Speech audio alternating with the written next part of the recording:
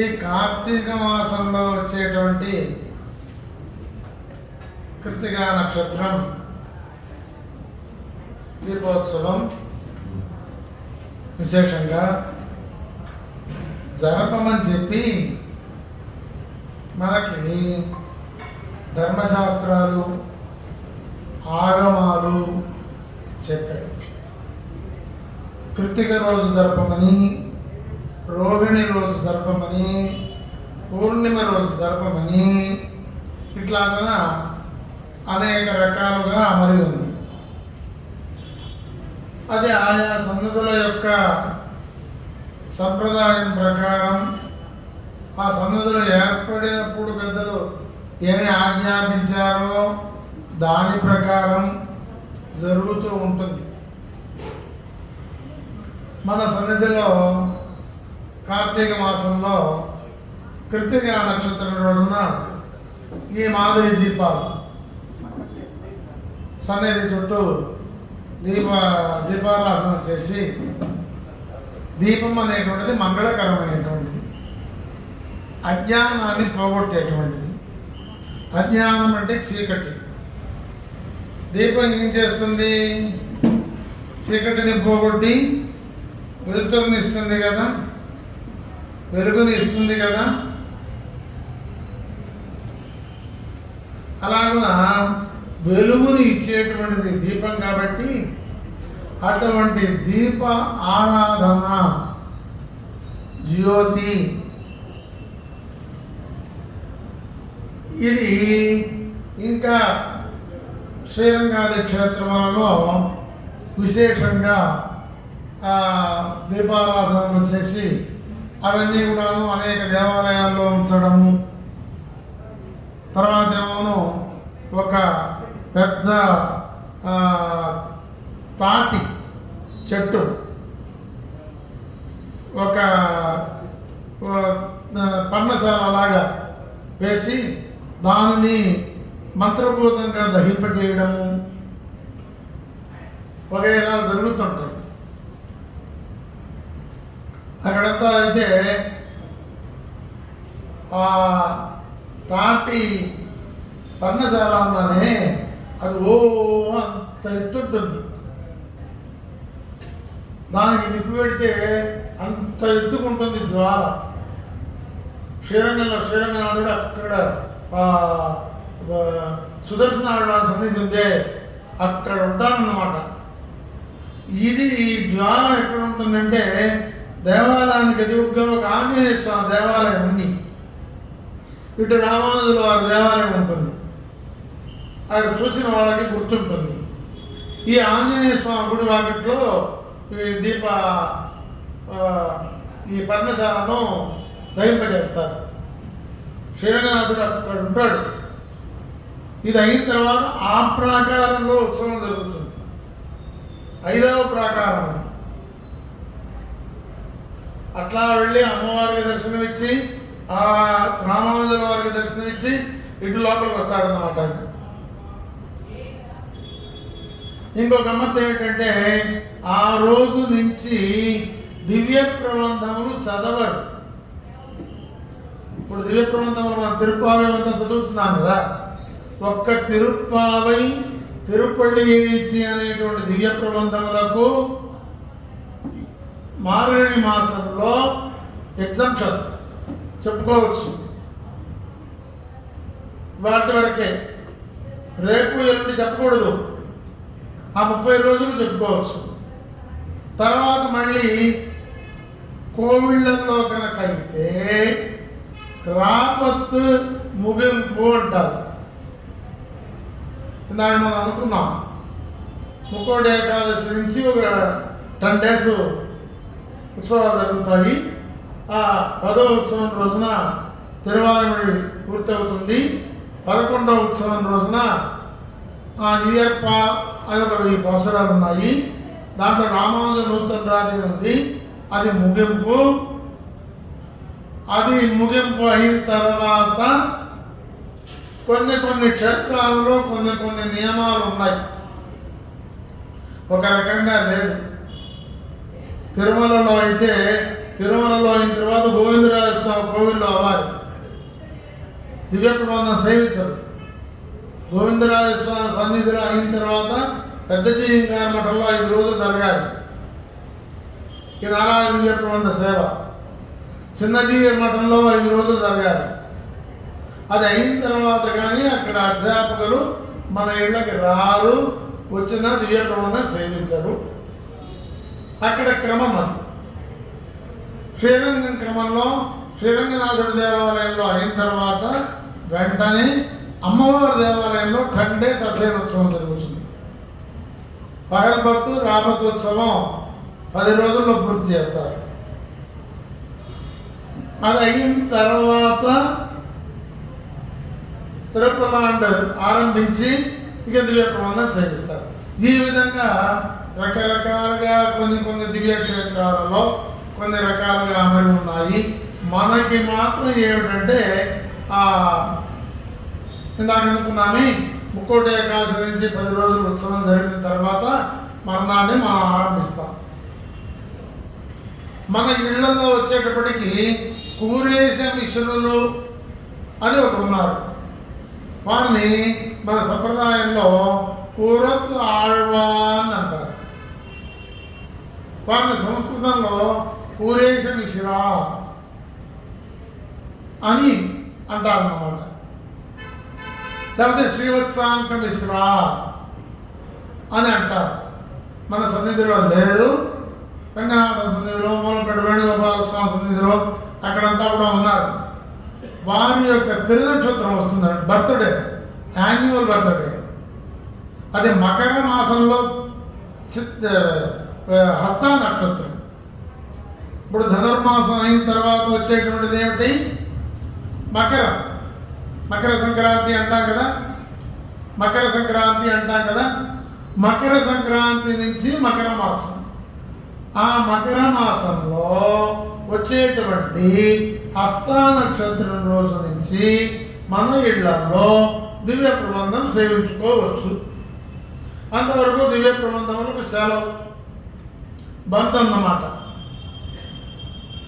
అది శ్రీరంగాది క్షేత్రములలో, తిరుమలలో లేదు. శ్రీరంగాది క్షేత్రములలో ఒక పట్రోలిని ఒకటి అనుసంధానం చేసి ఇవాళ నుంచి దివ్య ప్రబంధం బంద్,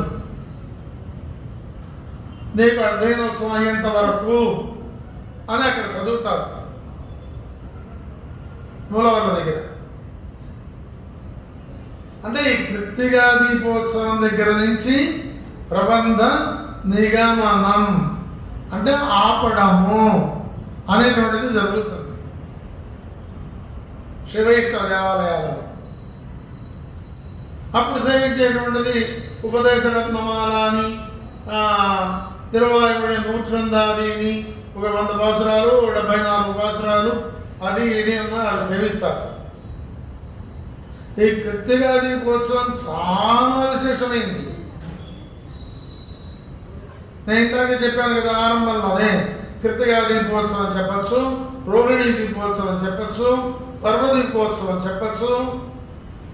అంటే ఆయా సన్నదులు ఏర్పడినప్పుడు ఏ విధంగా అయితే ఆ పెద్దలు ఏర్పాటు చేశారో ఆ విధంగా సాగుతూ ఉంటుంది.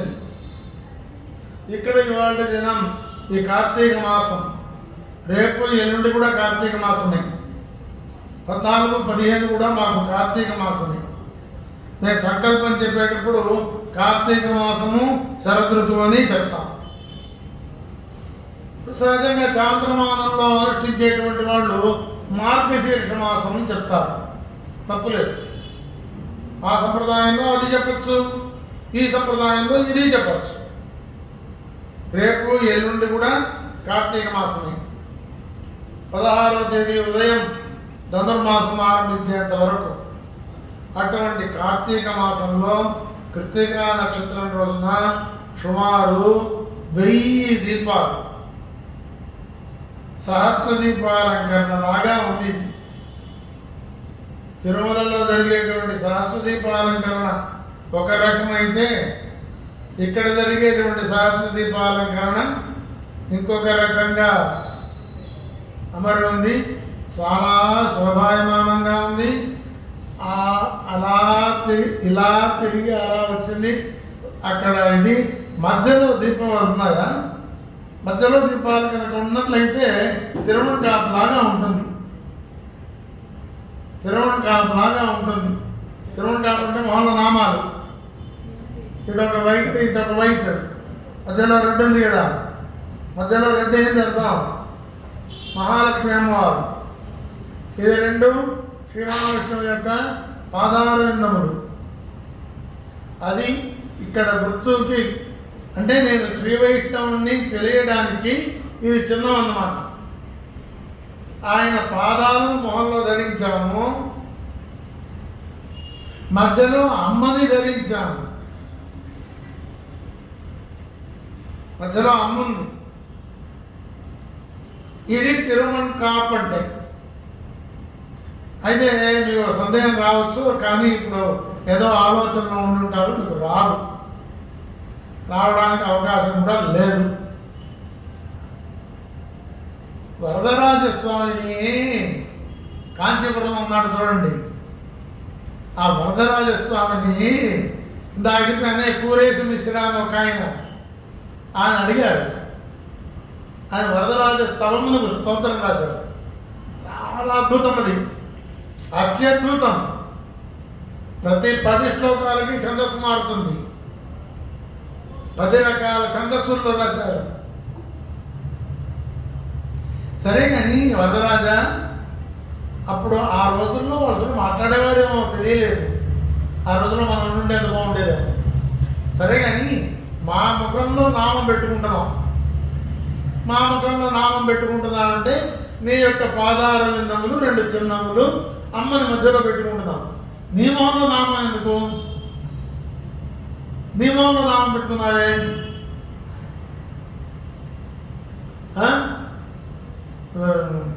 ఊర్ధ్వపుండ్రతిలకం బహుమాన కిం బిభర్డి వరదస్వలలాటే. ఊర్ధ్వపుండ్రాన్ని మేమైతే ధరించామో నీ ముఖంలో ఎందుకయా అని అడిగి ఆయన చెప్పాడట, వైష్ణవ భోగ్యలిప్సయావా. నాకు అర్థమైంది. నీకు ఏది భోగ్యమో అదే నాకు భోగ్యం. సర్వేశ్వరుడికి ఆయనకి భోగ్యమని ఉండదు. నీకు ఏది భోగ్యమో అదే నాకు భోగ్యం. నీకు ఏది ప్రియమో అదే నాకు ప్రియం. నీ ముఖంలో ఏం ప్రియం నీకు? నా పాదారవిందముల గుర్తులు, అమ్మవారి గుర్తు నీ ముఖంలో ధరించాలి అని నీకు ఆశ. నీకు ప్రియమైంది అది, అదే నేను ధరిస్తున్నాను. నీకు ప్రియంగా ఉండాలి కదా. నువ్వు నన్ను చూడడంతో నేను పెట్టుకున్న బొట్టు ఆయన కూడా పెట్టుకున్నాడు, నేను పెట్టుకున్న బొట్టు ఆయన కూడా పెట్టుకున్నాడు, నేను ధరించిన చిన్నాన్ని ఆయన కూడా ధరించాడు. మనం తిరుపావిలో చెప్పుకోబోతాం. వెన్న, పాలు, పెరుగు మొదలైనటువంటి కృష్ణ పరమాత్మకి ఇష్టం. అంటే ఎందుకు ఇష్టం? ఆయనకి ఇష్టం కాదు, గొల్లలకి ఇష్టం. అది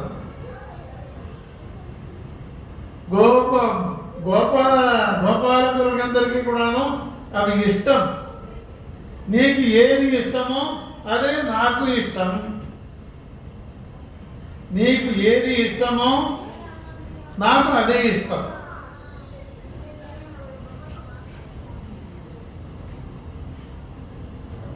ఇంకొక విషయం చెప్పనా? ఎప్పుడైనా మీకు డౌట్ వచ్చిందా?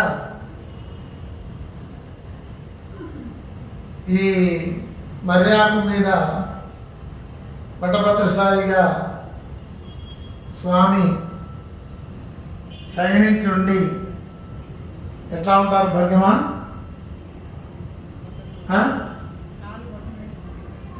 ఎంత గలీజుగా ఉంది అది,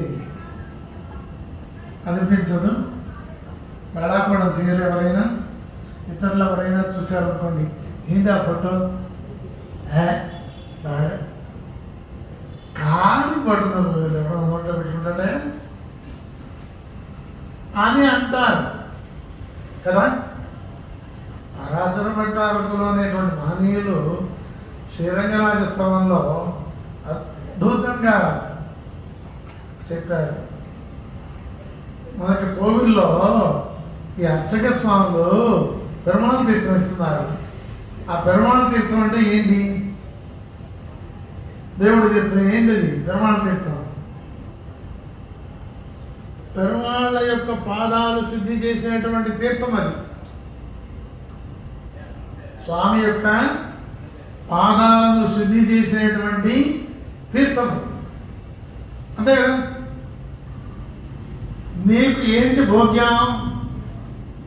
ఆ పెరుమాళ్ళ యొక్క పాద తీర్థం, అదే నాకు భోగ్యం అని ఆ బొట్టలు వెళ్ళి నోట్లో పెట్టుకున్నట్టు ఆయన. ఒక అర్థం. రెండవ అర్థం, ఈ 14 భువనాలను ఆయన కాలుతోటి కొలిచాడు కదా త్రివిక్రమావతారంలో. మళ్ళీ ఆయనకి డౌట్ వచ్చింది, ఈ 14 భువనాలు లోపలికి వచ్చాయా నా బొజ్జలోకి? ఏమన్నా బయట ఏమన్నా మిగిలిపోయిందా అని ఏ కాలితోటైతే కొలిచాడో ఆ కాలిని లోపల పెట్టుకుని మెజర్మెంట్ కొలుస్తున్నట్ట. కొలుస్తున్నావా అని ఒకటి. అంటే ఈ విధంగా ఆ సర్వేశ్వరుడు ఏ విధంగా తర్వాత ఈ 14 భువనములలో ఉండేటువంటి జీవరాశులంతా కూడాను తన బొజ్జలోకి పంపిస్తే వాళ్ళకి ఆహారం ఎట్లా అంటావు? సహజంగా ఈ ఈ తుఫాన్లో అవి వస్తే మనం పేపర్లో చదువుతూ ఉంటాం. ఈ ఆఫీసర్స్ కానీ ఈ రాజకీయ నాయకులు కానీ లోతట్టు ప్రాంతాల వాళ్ళందరినీ కూడాను ఖాళీ చేయించి మెట్ట ప్రాంతాలలో వాళ్ళందరినీ కూడా నిలిపి వాళ్ళకి భోజనాలు కూడా సప్లై చేస్తారు. పులిహోర పొట్లాలు, పెరుగన్నం పొట్లాలు. ఆ విధంగా ఈ 14 భువనాలను ఆయన ఆరగించి తన బొజ్జలో చేర్చుకుంటే వాళ్ళకి సాపాట్లేదా? అంటే ప్రళయకాలంలో వాళ్ళకి సాపాటు ఏంటి? ఆయన యొక్క బొటనపు వేలు యొక్క తీర్థమే, ఆ పెరుమాళ యొక్క బొటనపు వేలు యొక్క తీర్థమే ఆహారం. మనకి కూడా అంతే. మనకి కూడా రోజు ఆహారం ఏమిటంటారు? పెరుమాళ తీర్థమే ఆహారం. అయితే మేము ఇడ్లీ, దోశ, పూరి, వడ అంతా కూడా లాగిస్తున్నామండి, సాంబారు, చట్నీ అవి ఇవి వేసుకుని అని దేహవర్ధనానికి, అది శరీరం పెరగడానికి అవి ఈ అన్నాదులు తినడం. అంతేకాని ఆత్మకి కాదు. ఆత్మకి ఆహారం ఏమిటి? ఈ శరీరంలో ఆత్మ అనేటువంటి ఒక పదార్థం ఉంది అన్న సంగతి తెలిసిన వాళ్ళు అసలు ఎవరు లేరు. ఏదో వస్తున్నాము, లేస్తున్నాము, తింటున్నాము, తిరుగుతున్నాము, సినిమాలు చూస్తున్నాము, వీడియోలు చూస్తున్నాము, టీవీలు చూస్తున్నాము, ఫ్రెండ్స్ కనబడితే కబుర్లు చెబుతున్నాము, ఇంతే. దీంట్లో ఆత్మ ఒకటి ఉందని, అది నిత్యమైనటువంటిదని, దాని స్వరూపానికి కావలసినటువంటి ఆహారాదులు వేయాలని. ఏమిటి దానికి ఆహారం? ఇప్పుడు మనం కూర్చొని సేవించుకుంటున్నామే, ఇదే ఆత్మకు ఆహారం. ఎక్కడైనా భగవద్ విషయాన్ని వింటున్నాము అంటే, భగవత్ సంబంధమైనటువంటి విషయాన్ని వింటున్నామంటే అదే ఆహారం. రోజు విష్ణు సహస్రనామం పారాయణ చేసుకుంటాం, భగవద్గీత పారాయణ చేసుకుంటాం, దివ్య ప్రబంధ అనుసంధానం చేసుకుంటాం, అదే ఆహారం. రోజు పెరుమాళ తీర్థం, శ్రీపాద తీర్థం తీసుకుంటాము, అదే ఆహారం. అది మానేసి మిగిలిందంతా కూడా తింటూ ఉంటాం. ప్రయోజనం అది శరీరానికి. ఈ శరీరం అనేటువంటిది నిత్యమైంది కాదు. అనిత్యమైంది. నిత్యమైనటువంటిది ఆత్మ. దానికి ఆహారం భగవంతుడి యొక్క శ్రీపాదములను శోధించేటువంటి తీర్థం. అదే మనకి అర్చక స్వాములు మనకి ఇస్తున్నారు. దేవుడి తీర్థం అంటారు కదా. నేను పెరుమాళ తీర్థం అంటే మీకు అర్థమైందో లేదో అని. దేవుడి తీర్థం ఉందా పెరుమాళ తీర్థం ఉందా ఒకటే. మీరు దేవుడు అంటారు, మేము పెరుమాళ్ళు అంటాం. అంతే, అంతకంటే ఏం తెచ్చాడా. అది ప్రధానమైనటువంటిది. అది తీసుకుంటేనే నీకు శుద్ధి. రెండోది నిత్యమైనటువంటి పదార్థం ఆత్మ. దానికి ఆహారం లేకుండా అనిత్యమైనటువంటి శరీరానికి ఆహారం వేస్తే ప్రయోజనం ఉంది. అనిత్యమైనటువంటి శరీరానికి కాదు, దానికి వెయ్యాలి. కానీ మన పెద్దలు మానవులు ఆత్మనే ఆరాధించారు. ఆ విధంగా వటభద్రశాయి పెరుమాళ్ళకి అర్థం ఏమిటి? లోపల 14 భువనాలను ఆయన నింపుకున్నాడు కనుక ప్రళయకాలంలో వాళ్ళకి ఆహారాన్ని సప్లై చేస్తున్నాడు. దేని ద్వారా? ఆయన యొక్క కుడికాలు బొటనపు వేలు చివరి భాగం ద్వారా. నేను త్రివిక్రమావతారంలో కొలిచినటువంటి 14 భువనాలు లోపలికి వచ్చాయా లేవా అని ఏ మెజర్మెంట్ అయితే ఒకటైతే కొలిచాడో, దాని యొక్క లౌకిక ఉదాహరణ చెప్పాలి అంటే మనం పిల్లవాడిని బజార్కు పంపించి ఒరే ఒక 5 షేర్లు బియ్యం తీసుకురారా అన్నాం అనుకోండి. వాడు 5 షేర్లు బియ్యం తెచ్చాడు అనుకోండి. వీడు 5 షేర్లు తెచ్చాడా, లేకపోతే పుట్టువాడు ఏమైనా మోసం చేసి 4 షేర్లు ఇచ్చి 5 షేర్లు ఉన్నాడా అని అనడానికి ప్రాచీన కాలంలో మన పెద్దవాళ్ళు షేరు కొలపాత్ర ఇంట్లో ఉండేది. దాన్ని పెట్టుకుని దాని ద్వారా ఈ బియ్యం 5 షేర్లు ఉన్నాయా లేవా కొలిచి చూసుకున్నట్టుగా సర్వేశ్వరుడు కూడా త్రివిక్రమావతారంలో కొలిచేటువంటి 14 భువనాలు నా గర్భంలోకి వచ్చాయా లేవా అవి చూసుకుంటున్నాడా? లేదు. వైష్ణవ భోగ్య లిప్సయ ఇందాక చెప్పానే. మీకేంటి భోగ్యం? ఆయన యొక్క శ్రీపాద తీర్థం, అది తీసుకోండి, అదే భోగ్యమైంది. దాని మించింది లేదు అని మనకి ఏది భోగ్యమో అదే ఆయనకి భోగ్యం. రోజు మనం పెరుమాళకి ఆరోగ్యం చేస్తున్నామండి. ఆయన కావాల్సింది ఆరోగ్యం చేస్తున్నావా? మనకు కావలసింది ఆరోగ్యం చేస్తున్నాం. ఇక్కడ లౌకికంగా ఉన్నారు కొంతమంది, మరి అర్థమవుతుందో అర్థం కాదు. శ్రీ వైష్ణవ సంప్రదాయంలో మా ఇళ్లలో, అంటే మా ఇళ్లలో కూడా పోయింది పెద్దల కాలంలో, భార్య గారు భర్తని ఇవాళ పెరుమాళ్ళ ఆలయంపుకి ఏం చెయ్యమంటారు? ఇట్లా మనం తడే చేయట్లేదు, వాళ్ళు ఏదో చేస్తున్నారు. వాడు ఏది చేస్తే అది, వాళ్ళు అడిగి చేస్తున్నారు అడగకుండా చేస్తున్నారు, అది కూడా మనకు తెలియదు. ఇవాళ పెరుమాళ్ళ ఆలయంపుకి ఏం చేయమంటారు? అది భాష. ఇవాళ నీకేం చేయమంటావు అని అడగకూడదు. నీకేం చేయమంటావు అని అడిగితే ఏమని అర్థం తెలుసా? తద్దినానికి ఏం చేయమంటావు అన్నట్టుగా.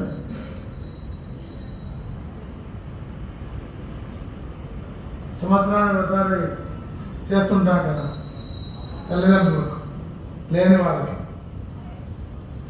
పెరుమాళ్ళ ఆరగింపుకి ఏం చెయ్యమంటారు? మీరు అట్లా ఏమైనా ఎవరి దగ్గర అడిగారనుకోండి, మీ మనసులు భయపడిపోతారు. ఉపన్యాసం చెప్పేవాడు ఆ కాలక్షేమం చెప్పేస్తాము. వీళ్ళెవరు అసాధ్యులు ఉన్నారు బాబు, ఈ నెల్లూరు నమ్మకూడదు, వీళ్ళెవరు పెద్దవాళ్ళ దగ్గర కాలక్షేపం జరుగుతున్నారు అనుకుంటారు.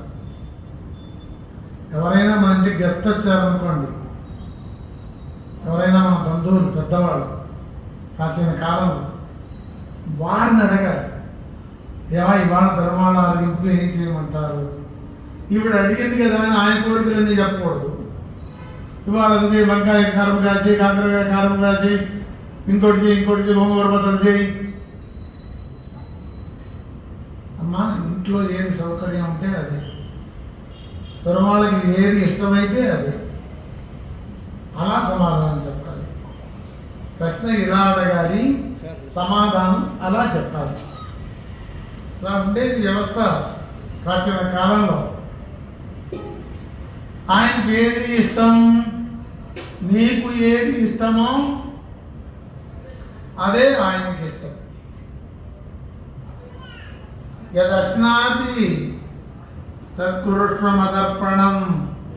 నా కోసం ఏం చెయ్యొద్దు, నువ్వు ఏం తినదలుచుకున్నావో దాన్ని నాకు చూపించి తిను, నాకు చూపించి తిను. కృష్ణార్జునులు ఇద్దరు సరదాగా మా నీకు ఒక మాట చెప్పారు, మర్చిపోయాను. నువ్వు మనోరమ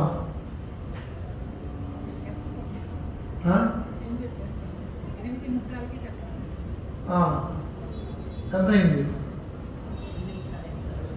ఇంకా ఎక్కువైందా? కృష్ణ పరమాత్మ అర్జునుడు వాళ్ళిద్దరు కూడా మంచి ఫ్రెండ్స్. బంధుత్వం ఎట్లా ఉన్నా కూడా స్నేహం. సఖేతి మధ్య ప్రసభం యదుక్తం, హే కృష్ణ హే యాదవ హే సఖేతి అంటాడు అర్జునుడు. నేను ఇంతకుముందు చాలా అపార్థపడ్డానయ్యా నీ విషయంలో. అజానత మహిమానంత వేదం మయా ప్రమాద ప్రణయేన వాపి. అంటే వాళ్ళిద్దరు భుజాన్ని చేతులు వేసుకుని తిరిగేవాళ్ళు. ఓ రోజు బజార్లో పోతుంటే కృష్ణ పరమాత్మ దగ్గర ఒక నీచు వాసన వచ్చింది. కృష్ణ పరమాత్మ దగ్గర ఎప్పుడూ సుగంధమే, ఎప్పుడూ స్ప్రే చేసుకుంటాడేమో నాకు తెలియదు. సర్వగంధ సర్వరస ఉపనిషత్తే చెప్పింది. సర్వేశ్వరుడు ఎప్పుడూ కూడాను మంచి పరిమళంతో ఉంటాడట. మంచి రసం, ఆనందం. అటువంటి పెరుమాళగిరి వాసన ఎందుంటావు అడిగాడు. ఆపేస్తున్నా నరసింహ, ఆపేస్తున్నాను.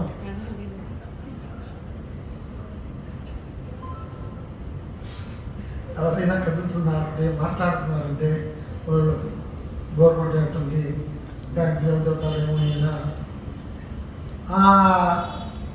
బాగా ఇప్పుడు నీ దగ్గర ఇటువంటి వాసన రాలేదే, సుగంధపూరితంగా ఉంటుంది, ఇప్పుడేదో రానుంది. అడిగాడు అర్జునుడు. అక్కడ చూడు అన్నాడు కృష్ణుడు. పక్కన అక్కడెక్కడో రోడ్డు అవతల ఒకడు మాంసం వండుకుని, ఏదో మాంసం వండుకుని సర్వం శ్రీకృష్ణార్పణమస్తు అని ఆయనకి కృష్ణార్పణమస్తు అని ఆయన భోజనం చేస్తున్నారు. భగవంతుడికి నివేదన చేయకుండా తినకూడదు కనుక, భగవంతుడికి నివేదన చేయకుండా తినకూడదు కనుక, భగవంతుడికి నివేదన చేశాడంటే అర్థం ఏంటి? నువ్వు చక్ర పొంగల్ ఆరంభం చేశావంటే అమ్మ దగ్గర చక్ర పొంగల్ వాసన వస్తుంది. పులిహోర ఆరంభం చేశావంటే పులిహోర వాసన వస్తుంది. నువ్వు ఏది పెడితే తీసుకుంటాడు. నీకు ఏది రుచి, ఏది రుచిగా చేసుకుంటావు నాకు చూపించి తిను. నేను తినను, భయపడకు. నేను తిన్నా అంటే కిలో బియ్యం 500 రూపాయలు అమ్ముతుంది. నేను తినను, ఊరికే చూస్తానంటే. దేవతలకందరికీ కూడాను దృష్టివా దృప్యంతి, వాళ్ళు చూసి ఆనందపడిపోతారు.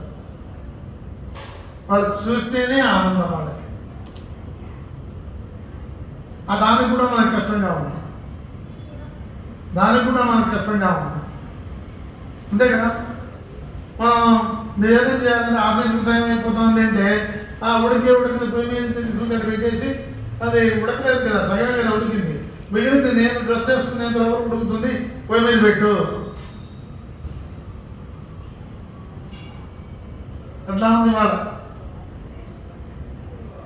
ఎవరైనా తృప్తిగా పెరుమాళ్ళకి ఆరోగ్యం చేస్తున్నారా? ఆనందంగా ఆరోగ్యం చేస్తున్నారా?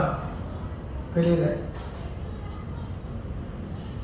కాబట్టి పెరుమాళ్ళకు ఆరోగ్యం ఉంటే ఏంటి? నీకు ఏది ఇష్టమైతే అది నాకు చూపించు.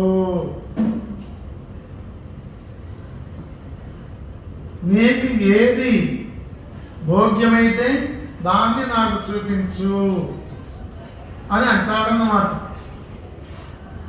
ఆ విధంగా ఉండేటువంటి సర్వేశ్వరుడికి ఈ దీపోత్సవం చాలా విశేషమైనటువంటిది. ఇవాళ తిరుమంగారు గారి తిరునక్షత్రం బర్త్డే, యాన్యువల్ బర్త్డే, చాలా వైభవమైనటువంటిది. ఆళ్వార్లలో ఆఖరి వారు తిరుమంగై ఆళ్వార్ అనేటువంటి వారు. తిరుమంగై ఆళ్వారికి కృష్ణ పరమాత్మకి సామ్యం ఉంది. ప్రస్తుతానికి అవతారములలో చివరి అవతారం కృష్ణావతారం. ఆళ్వార్లలో చివరి వారు పరకాలు, అంటే తిరుమంగై ఆళ్వార్. కృష్ణ పరమాత్మ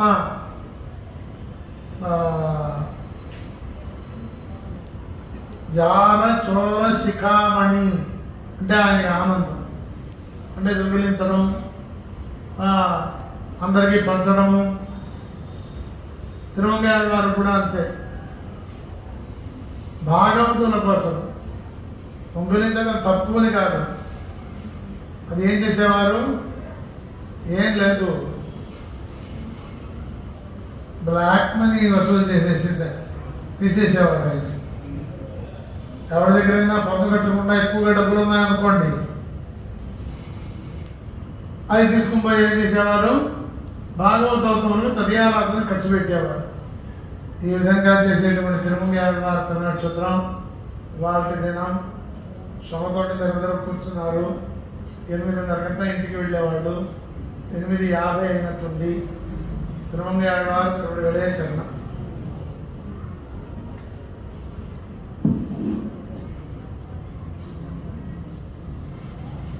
రాండి